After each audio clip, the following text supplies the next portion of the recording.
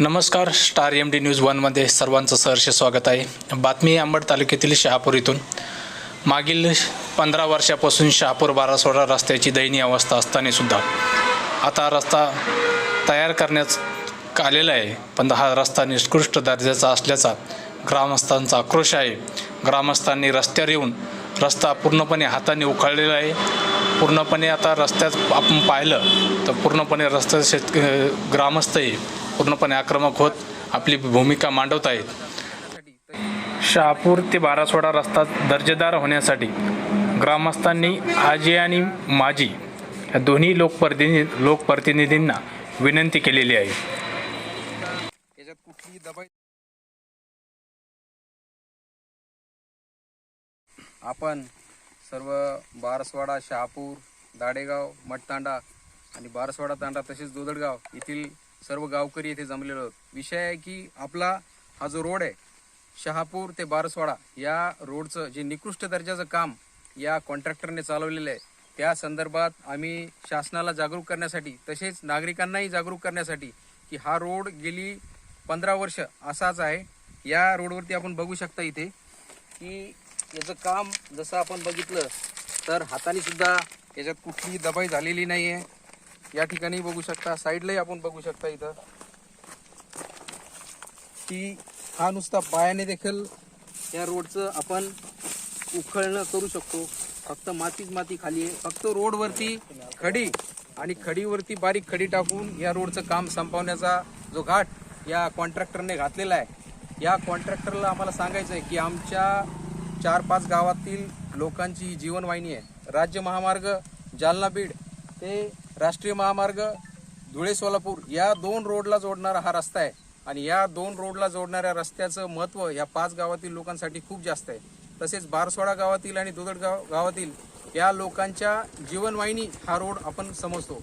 आमच्या मुलींच्या शाळेचा प्रश्न असेल, बसचा प्रश्न असेल, विद्यार्थ्यांना जाण्यासाठी हा रोडचा बस या ठिकाणी आज येत नाही आहे. ST महामंडळाकडे आपण जेव्हा जातो त्यावेळेस ते सांगतात की तुमच्या गावचा रोड नादुरुस्त असल्यामुळं आम्ही ST बस त्या ठिकाणाहून नेऊ शकत नाही. हे खरं तर दुर्दैव म्हणावं लागेल की या भागातून, आपल्या भागातून 25 वर्ष जे आमदार राहिले त्यांनी सुद्धा या रस्त्याकडं आजपर्यंत दुर्लक्ष केलेलं आहे.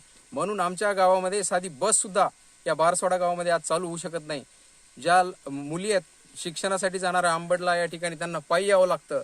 जवळजवळ 5-25 मुली या ठिकाणी शिक्षण घेतात. अंबडला असेल, शहापूरला असेल, त्यांच्या सुरक्षेचा प्रश्न या ठिकाणी आज निर्माण झालेला आहे. म्हणून आम्ही सर्व गावकऱ्यांनी मिळून आपल्याला जागरूक करण्यासाठी आणि शासनाचे डोळे उघडण्यासाठी आणि भ्रष्ट कॉन्ट्रॅक्टर ज्यांनी हे रोड असाच फक्त मलिदा लाटण्यासाठी हे काम चालवलेलं आहे, त्यांना आम्ही कदापि हे होऊ देणार नाही आहोत. या निमित्ताने हे सांगू इच्छितो.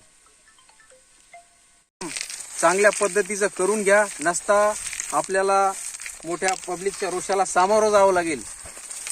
लोकप्रतिनिधींना, आजी आणि माजी दोन्ही आमदारांना आम्ही सांगू इच्छितो की आपण या प्रश्नाकडे गांभीर्यानं लक्ष द्या आणि आमच्या पंचक्रोशीतील नागरिकांच्या जीवनवाहिनीचा प्रश्न आहे आपण सॉल्व्ह करा. हॉस्पिटलला जाण्यासाठी जर एखाद्याला कुठली इमर्जन्सी आली, हार्ट अटॅक आला किंवा एखादे प्रेग्नंट असेल आणि त्यांना हॉस्पिटलला जायचं असेल तर 5-10 मिनिटाची जी वेळ या रस्त्यामुळं हॉस्पिटलला जाण्यासाठी लागेल, त्यामुळे एखाद्याचा जीव देखील जाऊ शकतो.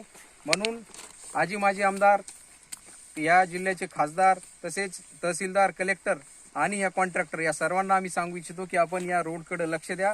या रोडचं काम निकृष्ट दर्जाचं झालं नाही पाहिजे, या रोडचं काम व्यवस्थित झालं पाहिजे, एवढीच एक विनंती या कॉन्ट्रॅक्टर, आजी माजी आमदार आणि खासदार या सर्वांना असेल.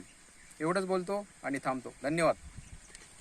आम्ही सर्व शेतकरी बांधव या ठिकाणी जमलेलो आहोत आणि या जे काही रस्त्याचं काम सुरू आहे, मी या व्हिडिओ लाईव्ह माध्यमातून जिल्हा परिषद CO यांना इशारा देऊ इच्छितो की या रस्त्याचं काम जर चांगल्या पद्धतीनं जर नाही झालं तर आम्ही हा रस्त्याचं काम बंद पाडल्याशिवाय राहणार नाही.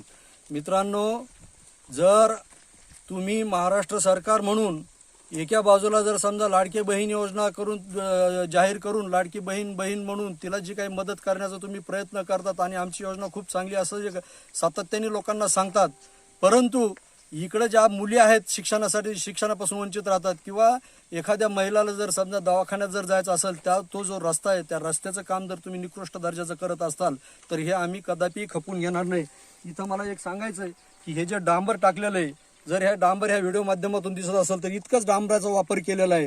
आता ह्या डांबर किती वापरायला पाहिजे हेच आम्हाला जर मुख्य अभियंता जर जिल्हा परिषद यांनी जर सांगितलं तर आम्हाला शेतकऱ्याला सांगितलं तर आम्हाला बरं होईल. आणि सगळ्यात महत्त्वाचं हे सांगायचं, हे लोकप्रतिनिधी पैसे खातात. पैसे याच गुत्तेदाराच्या माध्यमातून 10% 20%ची खंडणी वसूल करून हाच पैसा निवडणुकीमध्ये वापरून लोकांना पैसे देऊन निवडून येतात. आणि निवडून आल्यानंतर आमचा शेतकऱ्यावर जो काही अन्याय होतो त्या अन्यायाला वाचा फोडण्यासाठी आता आम्ही हे एक माध्यम सुरू केलेलं आहे. या रस्त्याचं काम 33 फुटाचा व्हायला पाहिजे तर तिथं 12 फुटाच्या आतच हा रस्त्याचं काम गुंडाळून हा गुत्तेदार चाललेला आहे. हा जो कोणी गुत्तेदार आहे आणि ह्या गुत्तेदाराला जे कोणी पाठीशी घालणारे लोक आहेत त्यांना माझी विनंती आहे की हा तुम्ही रस्ता जर केला नाही व्यवस्थित तर आमच्याशी तुमची गाठ आहे. माझे आमदार सध्याचे जे लोकप्रतिनिधी जे आता निवडून आलेले आमदार आहेत त्यांना माझी विनंती आहे की हे जे काही बोगस कामं चाललेली आहेत ह्या मतदारसंघातले ह्या बोगस कामाची चौकशी लावावी ही मी तुम्हाला विनंती करतो. माननीय हिकमत दादा, आपण जर समजा खरंच जर या मतदारसंघाचा आपल्याला जर विकास करायचा असेल तर या मतदारसंघातील जे रस्ते आहेत